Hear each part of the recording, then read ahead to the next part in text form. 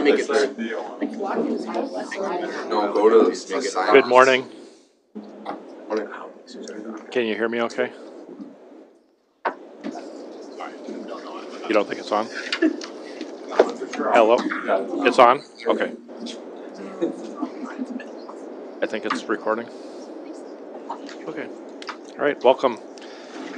I've managed to avoid teaching down here so far, but this year, but today and tomorrow we're down here. So welcome. So the topic for today and tomorrow will be folate metabolism and the related concepts of vitamin B12 and S-adenosylmethionine. And then we'll also talk about nucleotide metabolism tomorrow, and that's a related concept to this.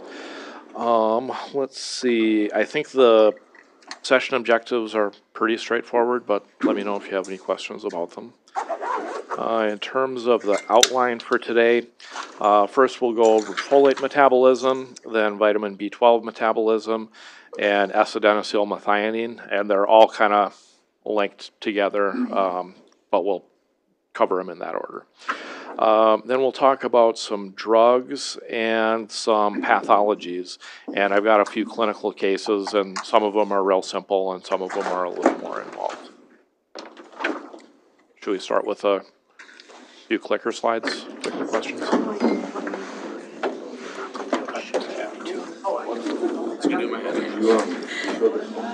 Yes.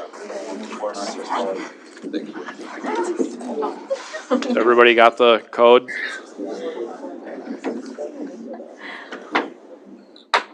Okay.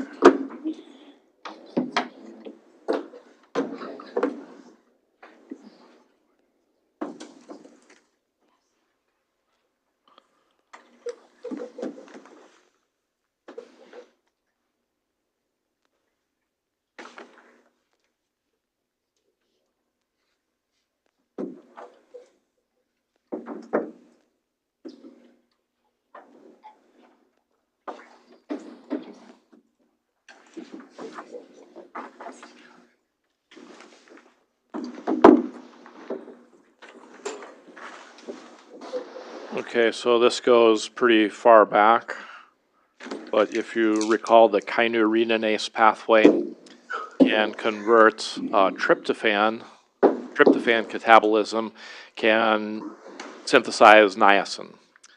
So best answer here is tryptophan. Tryptophan is the amino acid that does everything. It's ketogenic and gluconeogenic, and it can make the nicotinamide ring of the NADH and NADPH redox factors. For the purposes of our discussion, the formic acid or formate that's generated in the first step of tryptophan catabolism, this is one of the sources of carbon that can be donated to tetrahydrofolates to support that one carbon pool.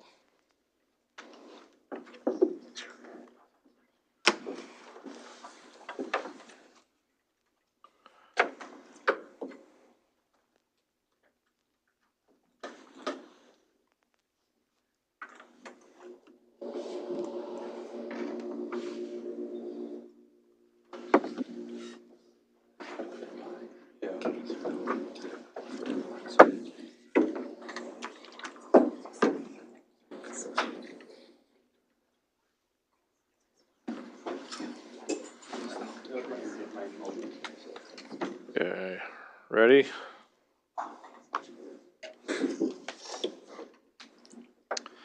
Okay, best answer here is going to be a cancer cell. All of the other choices, those are going to be, considered post-mitotic cells or differentiated cells that aren't going to divide themselves, but they're going to be repopulated by stem cells. Right? So they may have some need for nucleotides to make NADH or ATP, for example, or to do DNA repair, but they're not really dividing. A cancer cell, on the other hand, the hallmark feature of a cancer cell is rapid division. So that's going to need deoxynucleotides to support genome synthesis or genome duplication.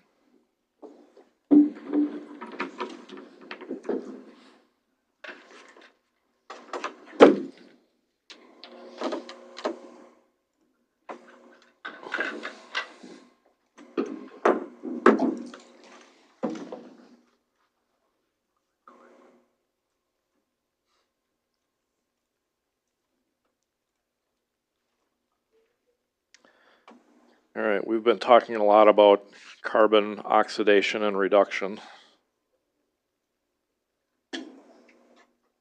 And good, so methyl carbon is the most reduced. Okay, so methyl carbon over here, this is saturated with electrons and protons. And then as you oxidize it, first to an alcohol, then to an aldehyde, and then a carboxylic acid, you are stripping away electrons, taking away electrons and protons. Okay, and that's relevant to our discussion about formic tetrahydrofolate, because it can accept carbon at different oxidation states, and then once it accepts that carbon, it can change the oxidation state. Okay, well, let's see. I don't have my map in the classroom down here to point to, but the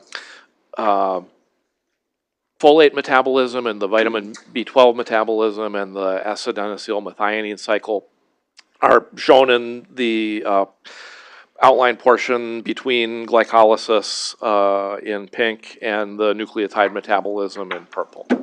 So this is intersecting with protein metabolism and nucleotide metabolism.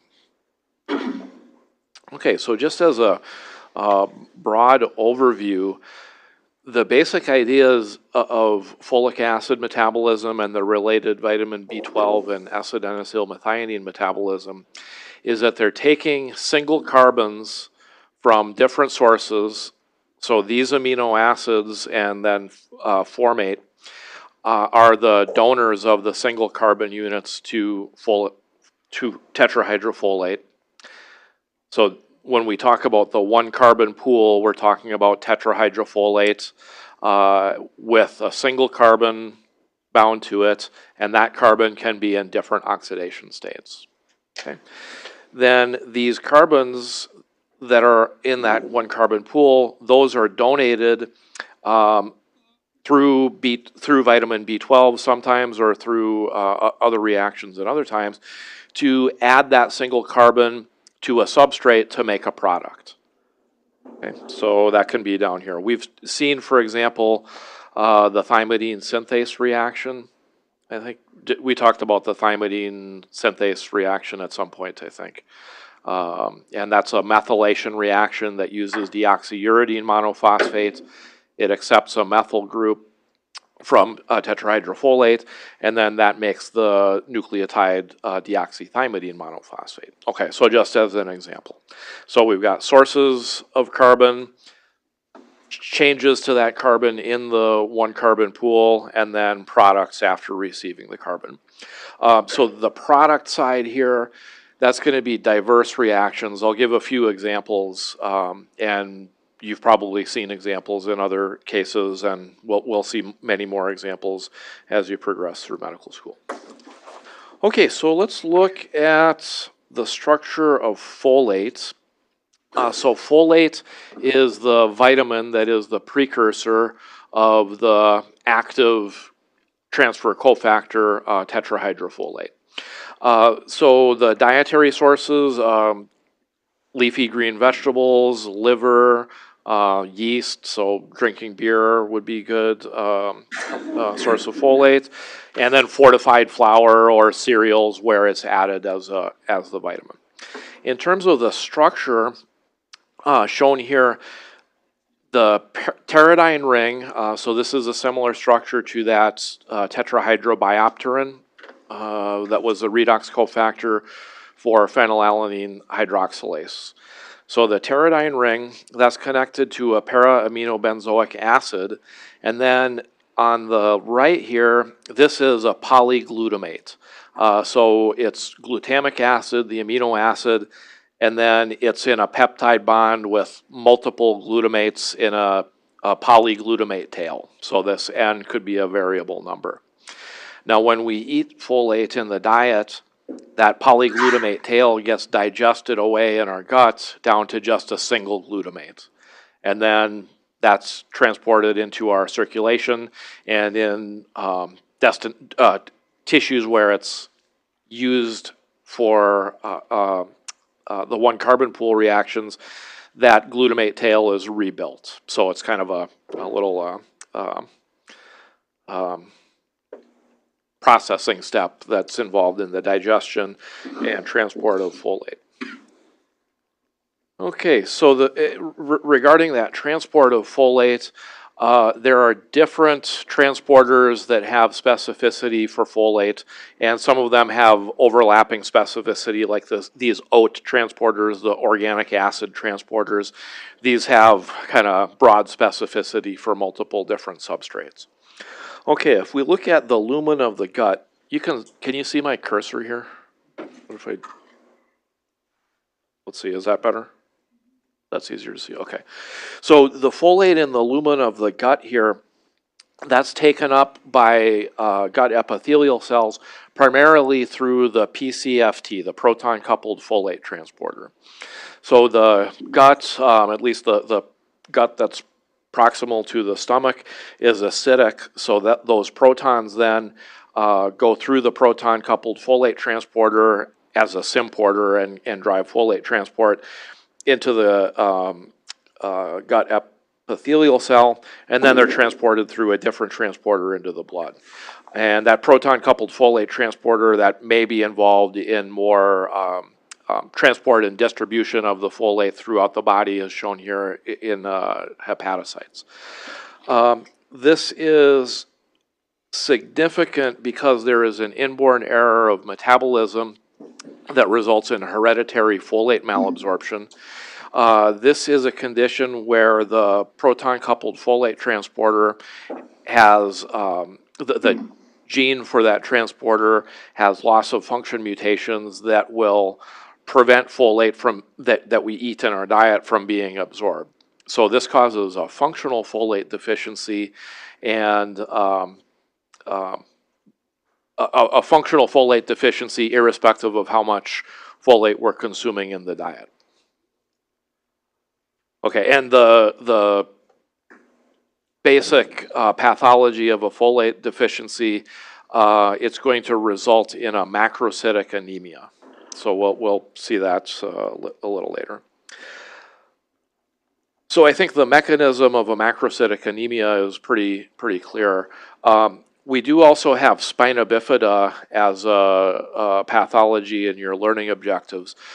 So this is a disorder in development, in early development, neural tube defect. And you're going to get a little bit of early development from Dr. John Holy, I think. Not yet, but I think shortly you're going to get that. So I'm not sure if he's going to talk about it. You'll also get it in the last course that you'll take here in Duluth, the hormonal and reproductive medicine course.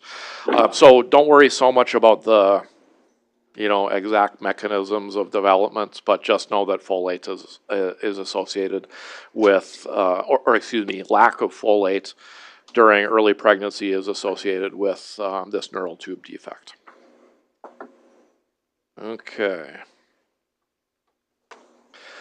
Okay, so when we have folate in our diets and we eat it, it's absorbed into our cells, like say a liver cell, for example. It has to get modified through two reduction reactions to make tetrahydrofolate, which is the activation transfer cofactor, if you will. So both of those reduction steps are using the same enzyme, dihydrofolate reductase. So dihydrofolate reductase, this is using NADPH as an electron source, and it's first going to reduce this nitrogen and this carbon to make dihydrofolate.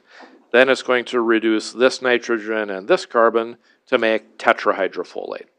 Okay, so these are reversible reactions, and the activity of dihydrofolate reductase is necessary for this priming of the dietary vitamin into the active cofactor, but it's also required for recycling the active cofactor. So there are some reactions, such as the donation of the methyl carbon to deoxyuridine monophosphate through the thymidine synthase reaction, that leaves the tetrahydrofolate in the dihydrofolate oxidation state. So then we need dihydrofolate reductase again to make it into tetrahydrofolate.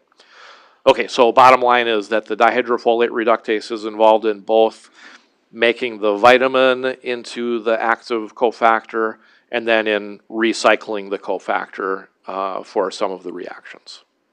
Okay.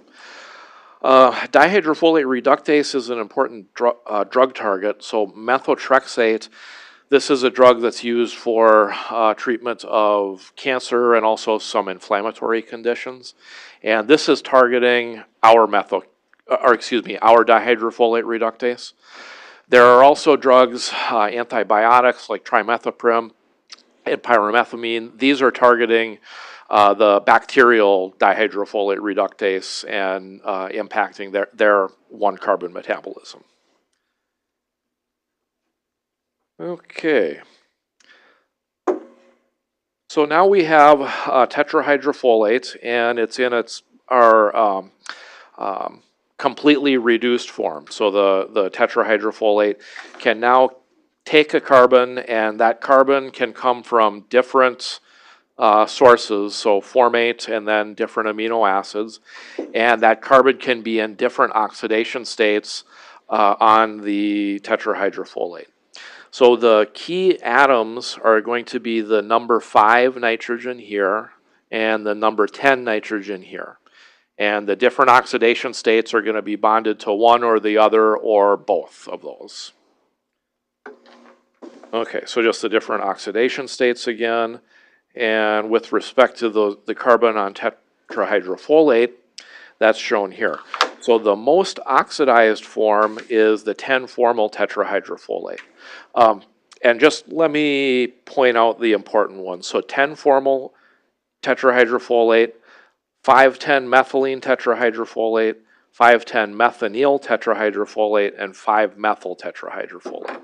So these are the ones that are important donors of carbon and that exist after carbon is donated. The 5-form amino tetrahydrofolate, this is an intermediate in histidine catabolism, and so it's there, but it's not really a carbon donor. The 5-formyl tetrahydrofolate, this exists, but I'm not sure what reactions it participates in. Okay, so not as important. Okay, so let's consider then how these different forms of the tetrahydrofolate can be generated. And we'll start with the generation of the 10-formyl tetrahydrofolate. So 10-formyl tetrahydrofolate, this is the most oxidized form of the tetrahydrofolate's one carbon pool. And this comes from formate. And formate, the major source of formate in our body is from tryptophan catabolism. Okay, so when the formate bonds to the tetrahydrofolate, and this is a ATP requiring reaction to make this bond. So ATP is hydrolyzed, and that bonds the carbon onto the number 10 nitrogen of the tetrahydrofolate. So in this diagram on the right, this is just showing the portion of the tetrahydrofolate in green here. Is that clear? Okay. So we're making the carbon, when formate is the donor to the one carbon pool, we make N10 N10 formyl tetrahydrofolate with the most oxidized carbon on the number 10 nitrogen.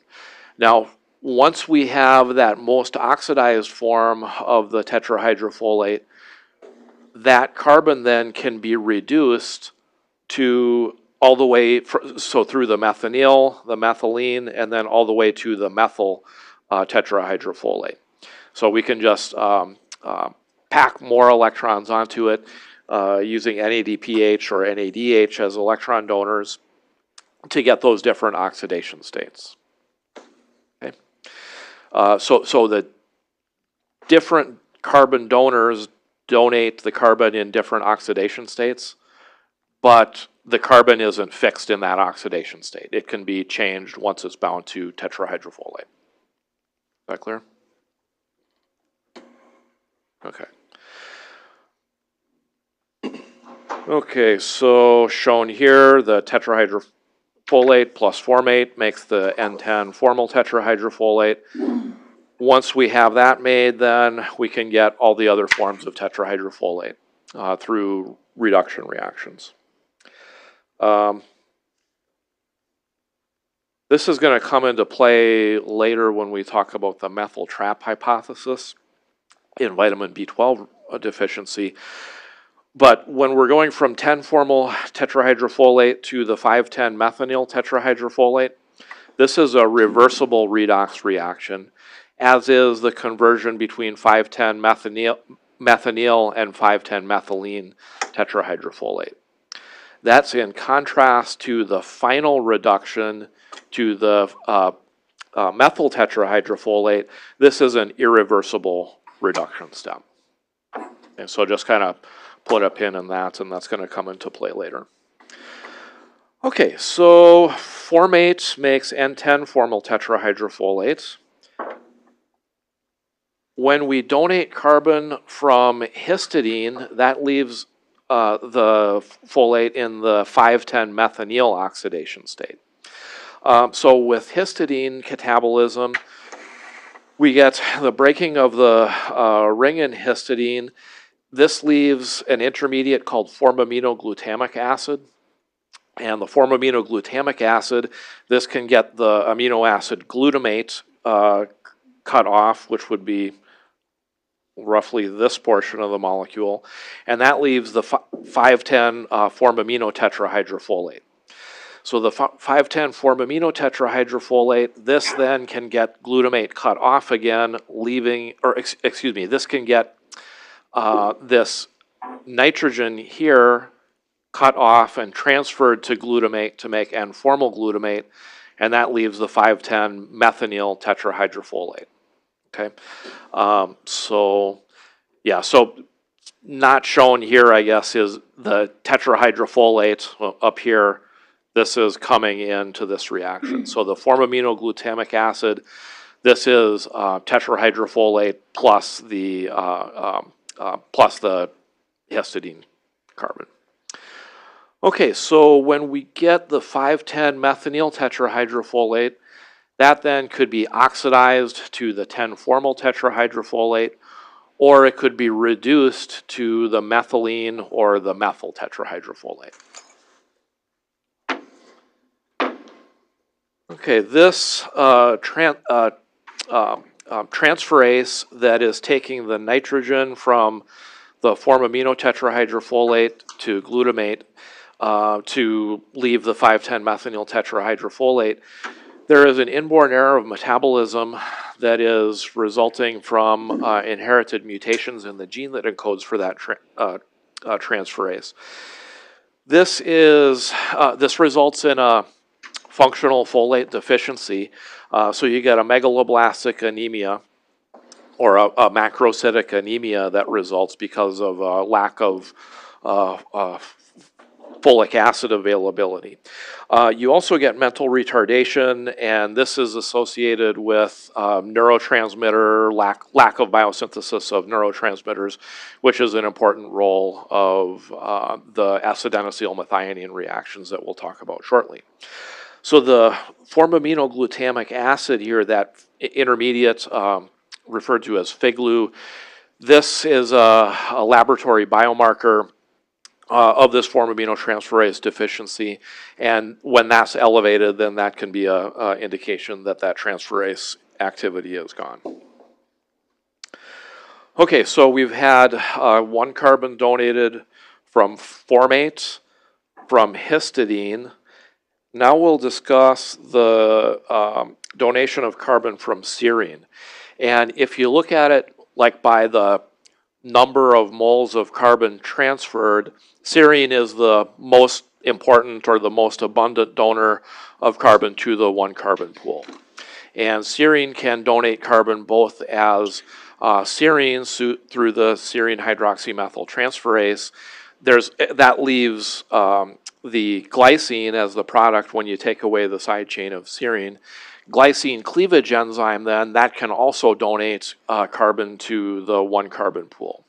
In both of those cases, the carbon the carbon transfer to tetrahydrofolate results in the 5,10 methylene tetrahydrofolate oxidation state. Okay, so serine then, when that donates a carbon, it's in the methylene tetrahydrofolate oxidation state where that carbon is bonded to both of the number 5 and the number 10 nitrogen. So it's making a bridge in between it.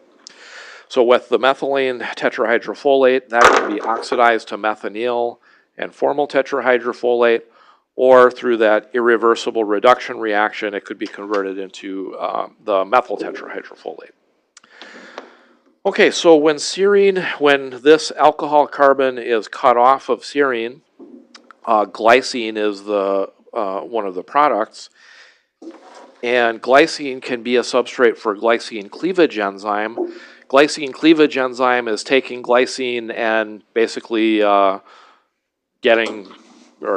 turning it into atoms, right? So one of the carbons goes to tetrahydrofolate to make the 5,10 methylene tetrahydrofolate. The other carbon, the carboxylic acid one, goes to carbon dioxide, and then the amine group goes off as ammonium. Okay, so that covers, I think, all of the sources of carbon. We didn't talk about choline. I think I'll maybe mention it just real briefly towards the conclusion of this hour. But basically serine and then the product of serine, the hydroxytransferase enzyme, glycine, those can both make the 5,10 methylene tetrahydrofolate. Histidine going through that form amino tetrahydrofolate intermediate can make the methanol tetrahydrofolate. And then formate, which can be generated from tryptophan catabolism, that makes the formal tetrahydrofolate. Okay, so now we have our tetrahydrofolate pool with the carbon in different oxidation states. So now we're going to switch to talking about some of these biosynthetic reactions. And that is summarized in a figure from Marx shown here. So the first one that I'm going to talk about is the thymidine synthase cycle, and that is shown right here. So in the thymidine synthase cycle, the thymidine synthase enzyme is using carbon from tetrahydrofolate when it's in the N5-N10 methylene tetrahydrofolate oxidation state. That carbon then is transferred to deoxyuridine monophosphate to make the deoxythymidine monophosphate, right? So you've got carbon in the methylene oxidation state here, but when it's in the thymidine monophosphate, it's in the methyl oxidation state, right? So the implication here is that we've got some extra electrons that we're taking with that single carbon to make a methyl group. And those extra electrons are coming from the parts of the tetrahydrofolate that were reduced by dihydrofolate reductase. So after the donation of the single carbon from the N5-N10 methylene tetrahydrofolate to deoxyuridine monophosphate to make thymidine monophosphate, the tetrahydrofolate is left in the dihydrofolate oxidation state. Okay, so this is an example of that dihydrofolate reductase. That enzyme is needed then to restore tetrahydrofolate to keep the cycle going. Is that clear? I think I might have gotten ahead of myself a little bit.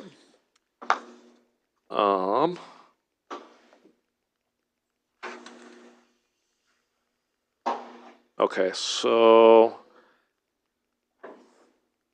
that whole cycle is shown here, and I think we've seen that before. So we've got serine through the hydroxymethyltransferase enzyme, and then glycine through glycine cleavage enzyme. That can make the 5,10 methylene tetrahydrofolate. That 5,10 methylene tetrahydrofolate adds a carbon to deoxyuridine monophosphate to make deoxythymidine monophosphate. So this is a methyl carbon. Dihydrofolate then is the other product, and that then has to be reduced into tetrahydrofolate through the dihydrofolate reductase reaction. Okay, and that's shown in a figure from Marx, basically the same idea there. Okay, is that clear? What questions are there?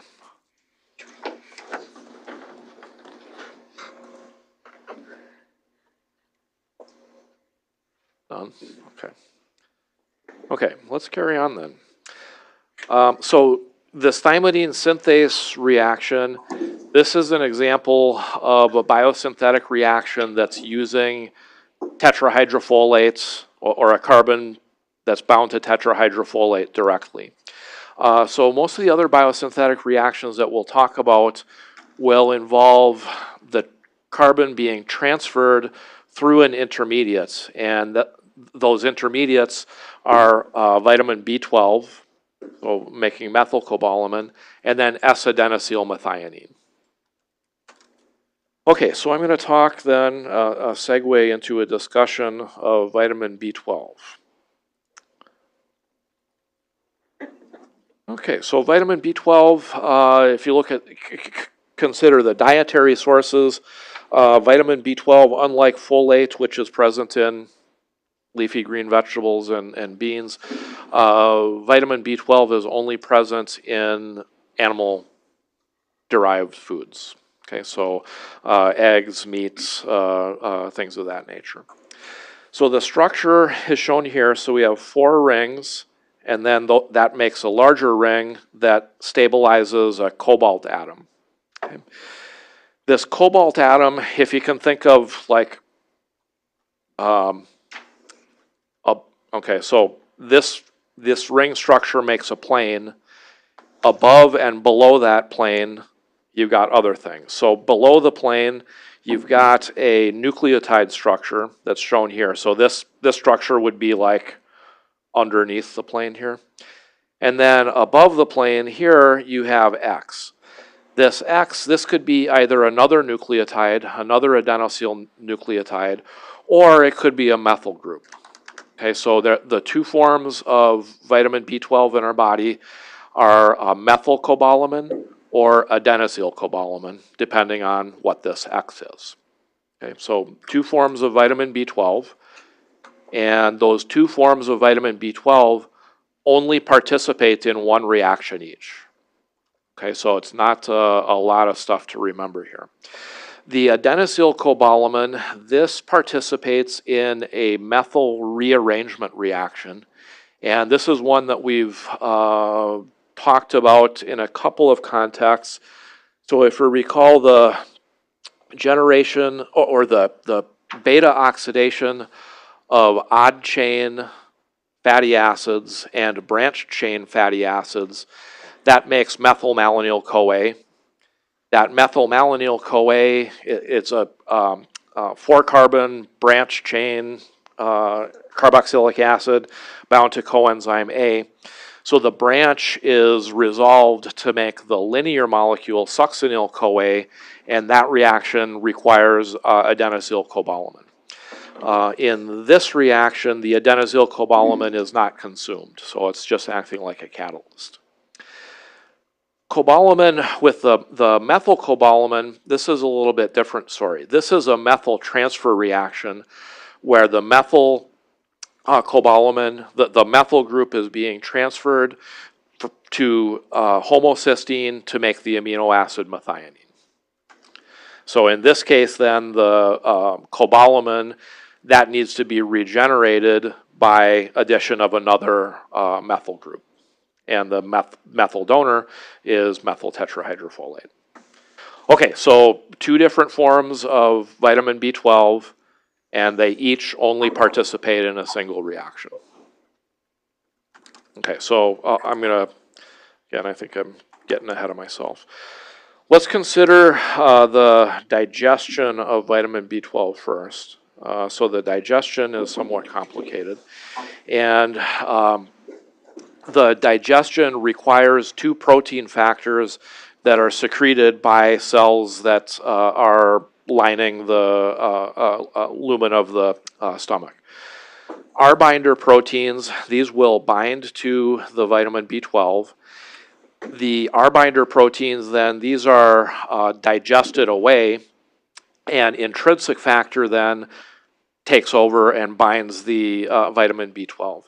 So this complex of intrinsic factor plus the vitamin B12, this binds to a receptor on the ileum, the most proximal part of the gut to the stomach. This then, through receptor-mediated endocytosis then, the complex is taken up by the gut epithelial cells, transported into the blood, and then it's distributed in complex with a protein called transcobalamin. Most of the vitamin B12 in the body is stored in the liver, and then other tissues, diverse other tissues would account for the rest of it. So the stores of the store of vitamin B12 is in the liver. That's where the body stores of it. And we need just minute amounts of it.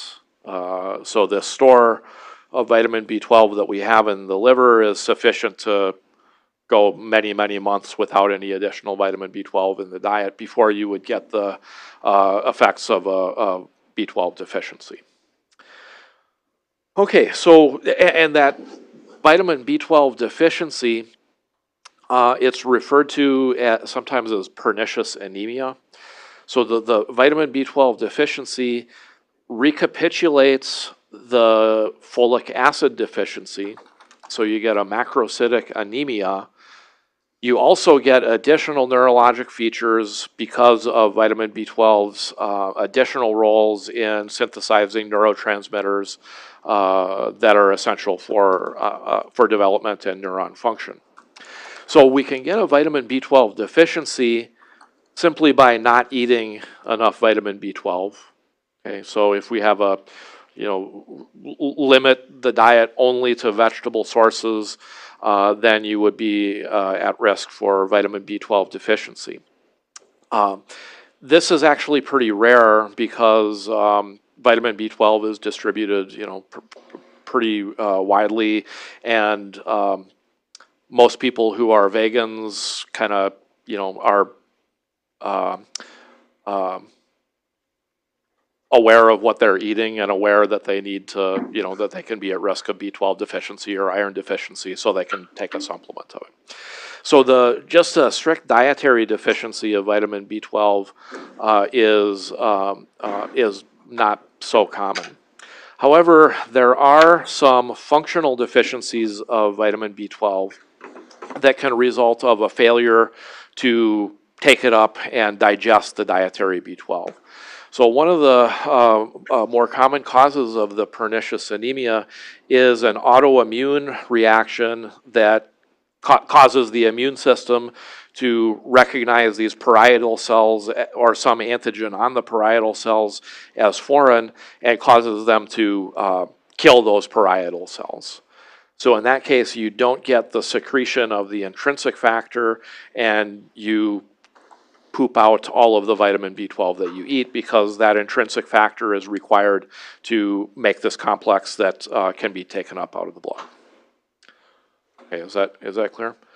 There can also be same issue if there's a lack of R binder production. So that's a less common, but also a potential cause of a functional vitamin B12 deficiency. Okay, that's shown here.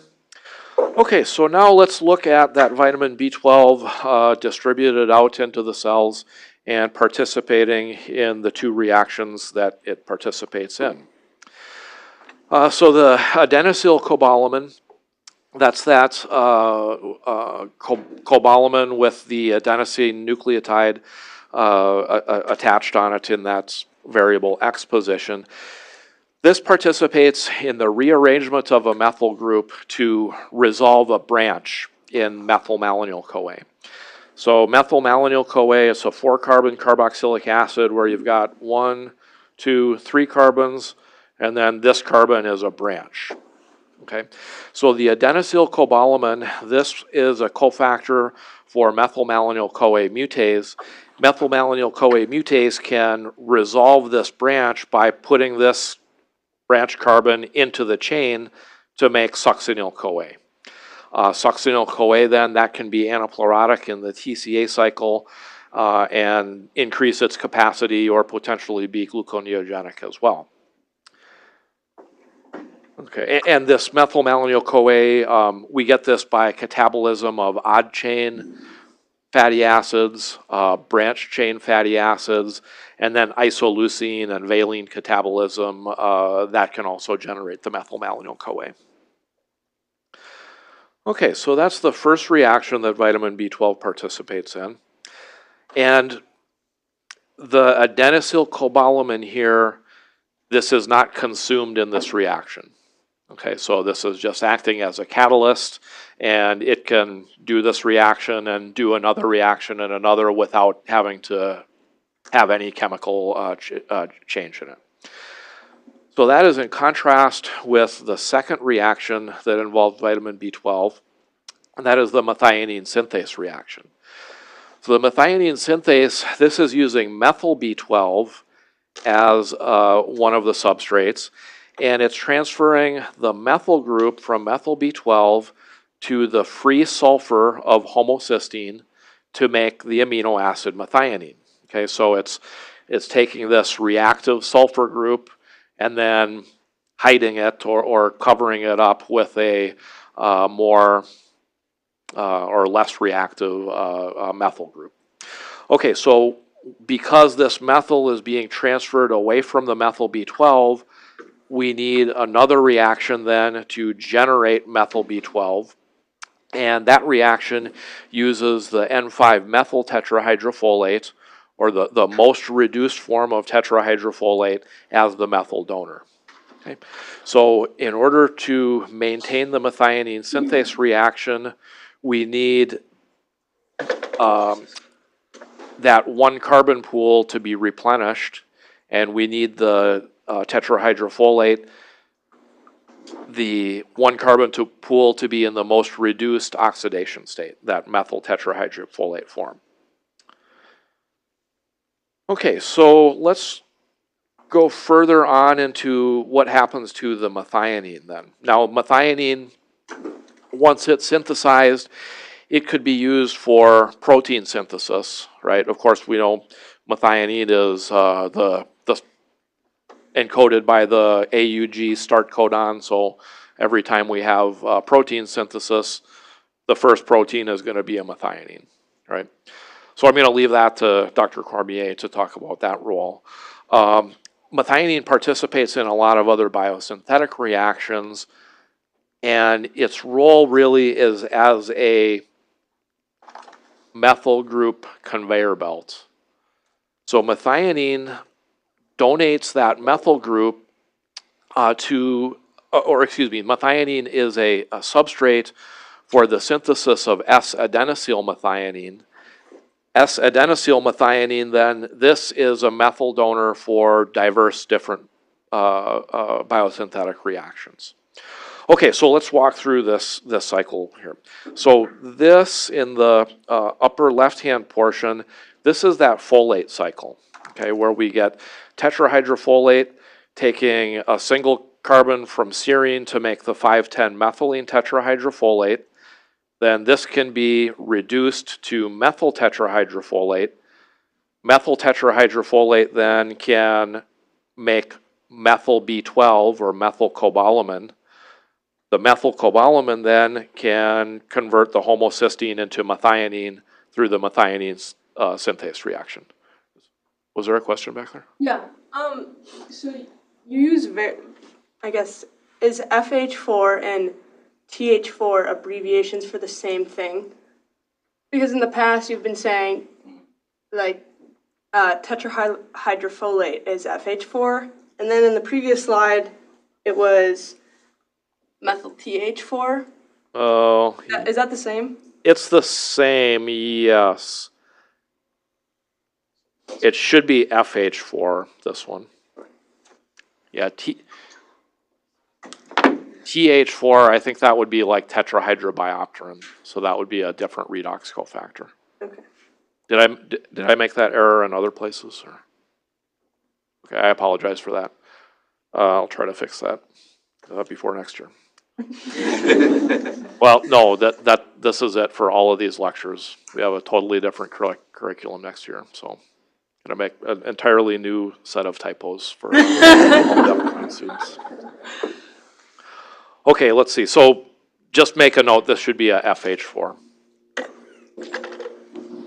Okay, let's see. So we've got the folate cycle here. Methyl tetrahydrofolate donates that methyl group to vitamin B12 to make methylcobalamin. Then the vitamin B12 is a substrate for the methionine synthase reaction to make methionine. Okay, so methionine, this can take the nucleoside portion of the nucleotide ATP to make S-adenosylmethionine. Okay, so a molecule of ATP gets the phosphates cut off, the pyrophosphate and then inorganic phosphate, the ribose sugar and the base portion join to methionine to make S-adenosylmethionine. So S-adenosylmethionine, that's a universal methyl donor, or not a universal, but it donates methyl groups to a wide variety of methylation reactions. For example, cytosine methylation, right? That the reversible methylation of cytosines, that's part of the epigenetic code. Those methyl transferases are using S-adenosylmethionine to get their methyl group. Likewise, lysine methyl transferases, those are going to use S-adenosylmethionine as a methyl group. So this could be a lot of different things. For example, as a neurotransmitter, norepinephrine is converted into epinephrine through a methyl transferase reaction. Okay, so this is kind of diverse substrates that can get turned into a methylated product. That methyl then, when that's removed from the methionine component of S-adenosylmethionine, as you might expect, you get S-adenosylhomocysteine as a product. When you cut off the ribose sugar and the adenine the adenine base as adenosine, that then regenerates homocysteine. Okay, so this part of the diagram, this is the methionine cycle that's dependent on vitamin B12. There's a couple other, so you can get methionine from homocysteine through methyl donation from betaine, and I'll elaborate on that probably tomorrow. We can also get homocysteine catabolism through cysteine, and this is a vitamin B6 dependent or pyridoxal phosphate dependent process. Okay, so this is just another way to look at that. We've got the folate cycle over here. vitamin B12 going back and forth between cobalamin and methylcobalamin, and then the methionine, S-adenosylmethionine, and then the biosynthetic reactions are here, and then regenerating homocysteine. Okay, can we do one clicker slide and then we'll quit?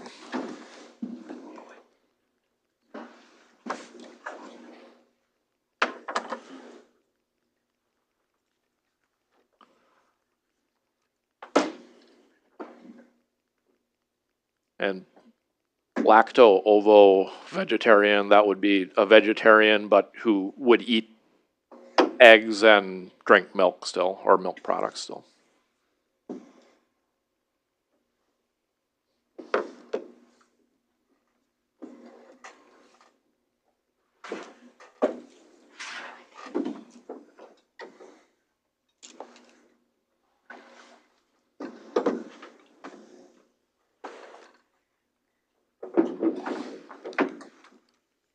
Okay, so best answer is Crohn's disease affecting the ileum.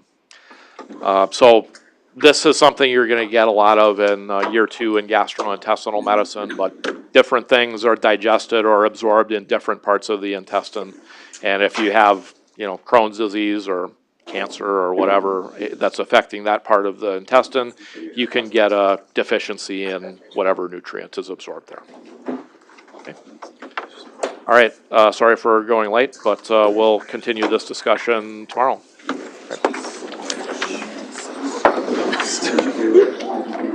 I did. Tomorrow? Want to see mine? I showed Sandy. She's like,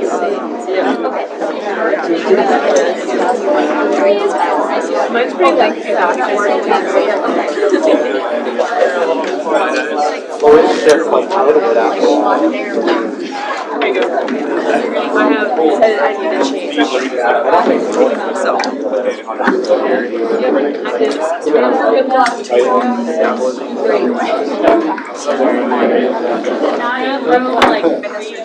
It is in that room. That's the type of person.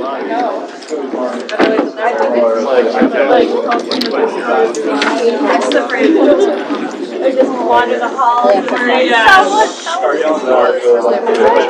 just like going through like what all. Was that you? No, that wasn't you. So I was going to say,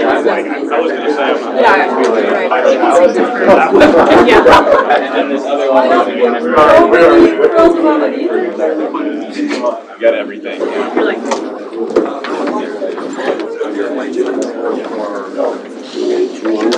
Your physical today? Yeah.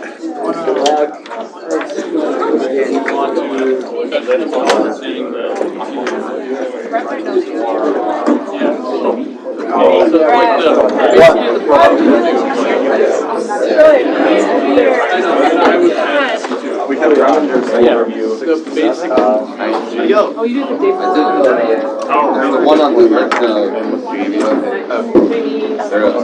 Save your strength. What are we doing? Polyfive? Yeah. pull it up right now. I know. Definitely. I mean, it's But I think When you're doing your write-up. yeah, you make your own. Giving up hope. Upstairs. I'll be I'll see you tonight. Flow of the conversation.